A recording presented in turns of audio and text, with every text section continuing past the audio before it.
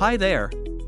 Today, I'll show you how to format the slider thumb with a picture in Articulate Storyline. First, go to the Insert tab on the ribbon. Click the slider and choose the type of slider you want to insert, either horizontal or vertical. Now, go to the Slider Format tab on the ribbon. In the Slider Styles group, click Thumb Fill dropdown. Choose Picture or Texture Fill. Next, select the picture you want to use as the thumb. Click the thumb to select it. Remove the thumb border if it is not needed.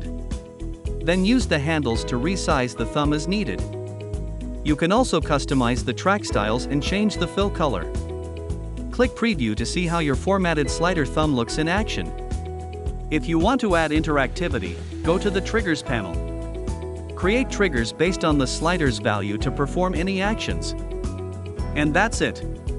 You've successfully formatted the slider thumb with a picture in the Articulate Storyline. Thanks for watching.